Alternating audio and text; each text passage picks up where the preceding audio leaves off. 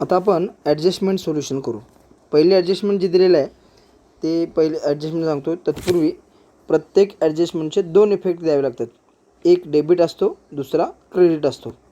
आता आपण पाहू पहिली ॲडजस्टमेंट.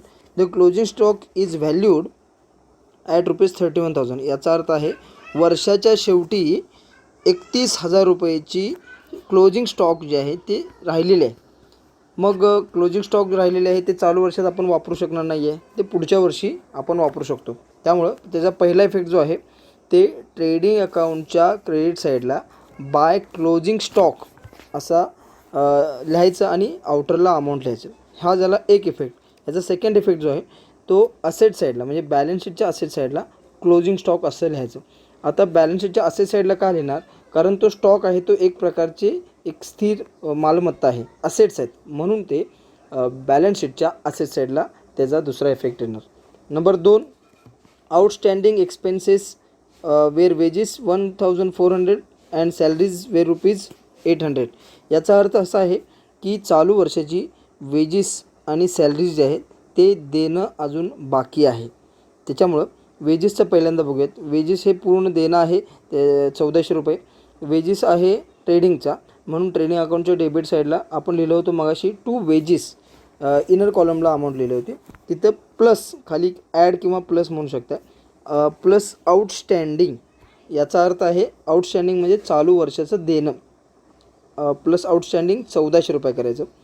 9,900 प्लस 1,400 आउटरला बेरीज ॲरो करायचा. आउटरला ₹11,300 बेरीज लिहायची.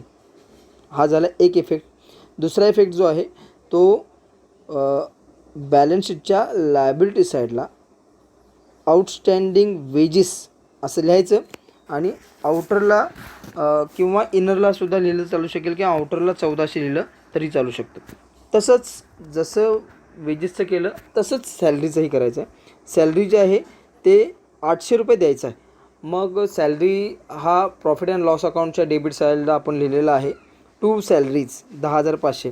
तिथं लिहायचं प्लस किंवा ॲड आउटस्टँडिंग. याचा अर्थ आहे चालू वर्षामध्ये देणं किती लागतो आहे, अजूनही ₹800 सॅलरी जे आहे ते देणं बाकी आहे, म्हणून 10,500 प्लस 800 आउटरला 11,300 लिहिले. आता प्लस काय करायचं आहे पद्धती सांगतो मी. प्लस का करायचं? कारण ते चालू वर्षाचं देणं आहे, चालू वर्षाचं आहे, म्हणून चालू वर्षाच्या हिशोबात घ्यायचं आहे. जर समजा प्रीपेड असेल तर आपण ते चालू वर्षात घेतलं नसतं. पुढे ह्याचा एक इफेक्ट झाला. सेकंड इफेक्ट जो आहे तो बॅलन्स शीटच्या लायबिलिटी साईडला आउटस्टँडिंग सॅलरीज म्हणून आउटरला ही अमाऊंट लिहू शकता किंवा इनरला लिहू शकता आणि वेजेस आणि सॅलरीची टोटल जी आहे ती आउटरला लिहू शकता. Number 3, depreciate plant and machinery by 10%. याचा अर्थ असा आहे की डेप्रिसिएट प्लांट अँड मशिनरीवर 10% झीज वजा करायचे. म्हणजे वर्षभरामध्ये प्लांट अँड मशिनरीचा वापर झाला त्यातलं 10% हे डेप्रिसिएट म्हणून लेस करायचे आहेत. मग बॅलन्स शीटच्या असेट साईडला प्लांट अँड मशिनरी आपण इनरला अमाऊंट लिहिलेली आहे ₹40,700. आता 40,700 लिहिल्यानंतर लेस करायचं. लेस 10% डेप्रिसिएशन. आता हे 10% कसे काढायचे? 40,700च्या 10%. एक 11वीत असताना तुम्ही रूल सांगितलं होतं टक्केवारी काढत असताना, कुठलीही टक्केवारी 10% काढत असेल तर त्या फिगरमधील जी मोठी अमाऊंट असेल त्यातली एक शून्य उडवा किंवा एक पॉईंट सोडून एक पॉईंट द्या, म्हणजे 10% निघाल असं म्हटलं होतं. म्हणजे 40,700 ते एक पॉईंट सोडून आपण एक पॉईंट दिला की 4,070 जे आहे ते टोटल डेप्रिसिएशन येतं. मग तिथं 4,700 आपण लिहिलं, 4,070 लिहिलं. 40,700मधून 4,070 लेस केले. आउटरला राहतं 36,730. आता हे डेप्रिसिएशन लेस का केलं? कारण प्लांट अँड मशिनरीची व्हॅल्यू 10%नी कमी होणार आहे, म्हणून 4,700 हे तिथं लिहिलेले आहे. आता डेप्रिसिएशनचा सेकंड इफेक्ट जो आहे तो प्रॉफिट अँड लॉस अकाउंटच्या डेबिट साईडला. तर डेबिट साईडला का? कारण तो लॉस आहे बिझनेसचा एक प्रकारे, म्हणून तो लॉस ते प्रॉफिट अँड लॉस अकाउंटच्या डेबिट साईडला to depreciation on plant and machinery असं लिहायचं आणि आउटरला 4,070 अशी अमाऊंट लिहायची आहे. Next, insurance of ₹500 is paid in advance. Insurance जे दिलेलं आहे ते 500 रुपये ॲडव्हान्स दिलेला आहे. मग इन्शुरन्स जे दिलेलं आहे ते इन्शुरन्स जे आहे ते 500 रुपये पेड इन ॲडव्हान्स आहे. इन्शुरन्स आपण लिहिलेलं आहे प्रॉफिट अँड लॉस अकाउंटच्या डेबिट साईडला टू इन्शुरन्स लिहिल्यानंतर प्रॉफिट अँड लॉस अकाउंटच्या डेबिट साईडला आपण लिहिलेलं आहे टू इन्शुरन्स. अमाऊंट लिहिलेली आहे इनरला 1200 रुपये. त्यातनं लेस करायचे प्रीपेड 500 रुपये. लेस का करायचे? कारण पुढच्या वर्षीचा इन्शुरन्स आपण चालू वर्षात दिलेला आहे, तो चालू वर्षाचा खर्च नाही, त्यामुळे ते लेस करावं लागेल. लेस 500 रुपये. आउटरला वजाबाकी येते 700 रुपये. हा झाला इन्शुरन्स प्रीपेडचा एक इफेक्ट. ह्याचा सेकंड इफेक्ट जो आहे तो बॅलन्स शीटच्या असेट साईडला प्रीपेड इन्शुरन्स 500 रुपये असं तिथं लिहावं लागेल. कारण ते आपण परत पैसे मागितले ते पैसे परत मिळू शकतात आपल्याला एक प्रकारे, म्हणून ते असेट साईडला लिहायचं आहे. नेक्स्ट आहे प्रोव्हाइड फर्दर बॅड डेट्स आहे. प्रोव्हाइड म्हणजे चालू वर्षामध्ये ॲडजस्टमेंट सांगितलं की 1500 रुपये पैसे बुडलेले आहेत. मग डेटर्स बॅड डेट्सचा संबंध हा डेटर्सशी असतो, त्यामुळं डेटर्स बॅलन्स शीटच्या असेट साईडला सन्डे डेटर्स इनरला 28,000 लिहिलेले आहेत. तिथनं लेस बॅड डेट्स असं लिहा 1500 रुपये. 28,000 रुपये मिळणार होते, त्यातले 1500 रुपये बुडलेले आहेत. आउटरला राहणार 26,500 रुपये.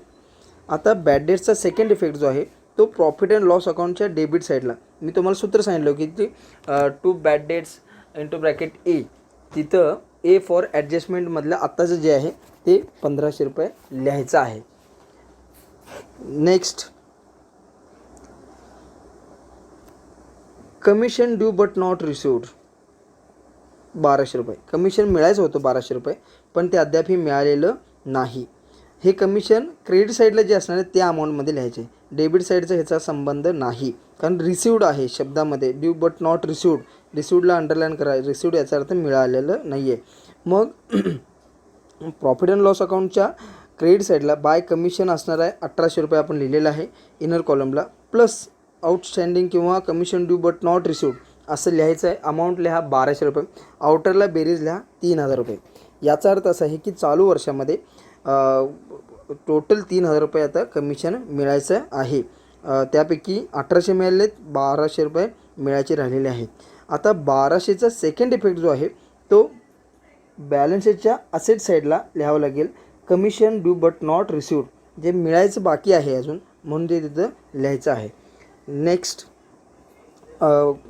सगळे ॲडजस्टमेंट सोल्युशन केल्यानंतर एक गोष्ट करायची आहे ती म्हणजे बॅड डेट्स आर डी डीची मी तुम्हाला फॉर्म्युला दिलेला आहे. To bad debts A plus bad debts A T जे काय असेल ते बेरीज वजाबाकी करावं लागेल. आता बघा पी अँड एलच्या डेबिटला टू बॅड डेट्स ए 1500 रुपये प्लस बॅड डेट्स टी 400 रुपये plus R D D A nil आहे. नील काय म्हटलं काय नाही आहे, नसेल तर अमाऊंट तिथे लिहायची नाही, डॅश मारला तरी काय हरकत नाही. त्याची बेरीज लिहिली इनरला 1900 रुपये. खाली minus R D D T nil आहे. समजा असेल तर आपण व्हॅल्यू लिहायची, नसेल तर व्हॅल्यू लिहायची नाही. आउटरला बेरीज लिहायची 1900 रुपये. हे बेरीज आउटरला घ्यायचं विसरायचं नाही.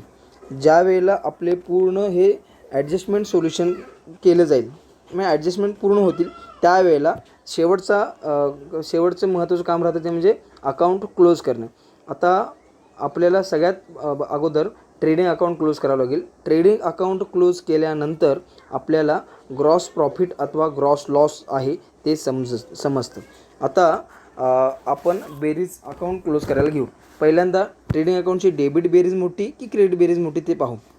आता या प्रॉब्लेममध्ये ट्रेडिंग अकाउंटची क्रेडिट बेरीज मोठी आहे, त्यामुळे ती बेरीज आहे 1,16,000.